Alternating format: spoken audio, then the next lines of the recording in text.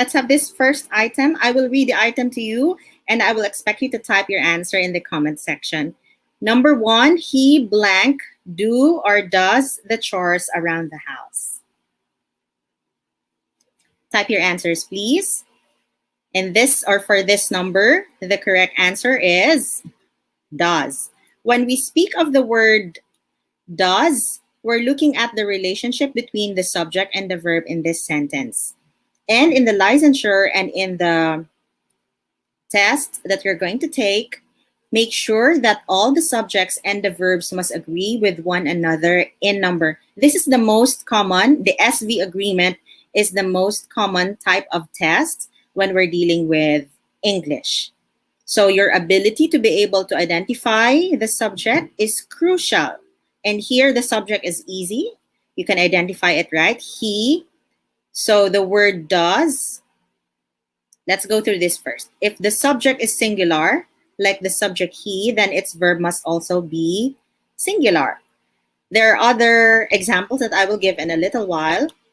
But if the subject is plural, then its verb must also be plural.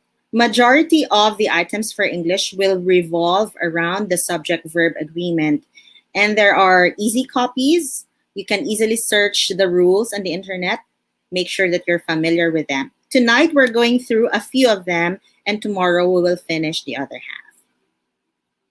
So let's review. When we speak of the verb does, this is singular. You can easily memorize that because the word does has an S, right? So in your mind, if you forget or if you get rattled during the licensure, you just think, does has the word S.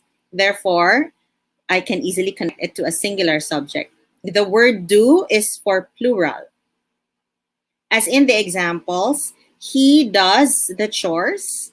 He, singular, does, singular verb.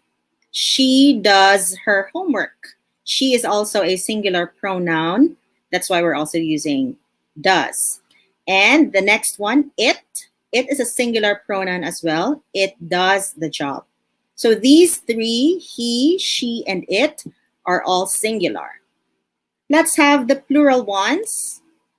Do as in we for the plural pronoun subject. We do the right thing. Also, we have they do the tasks. So here, we and they are plural subjects. They're plural pronouns, personal pronouns. That's why the verbs that we used are do. So there are exceptions to these that we follow. Diba, when we say does, singular, do, plural. But in this example, I do, we understand I to mean singular. But the verb that we use for it is do.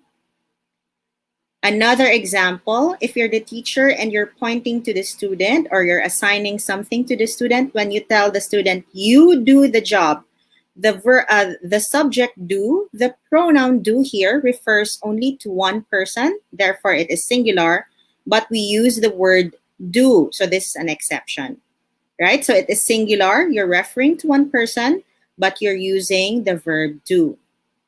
You also use the same because the word you can mean two things. It can mean that you're talking to one person or you're talking to many students, as in a classroom.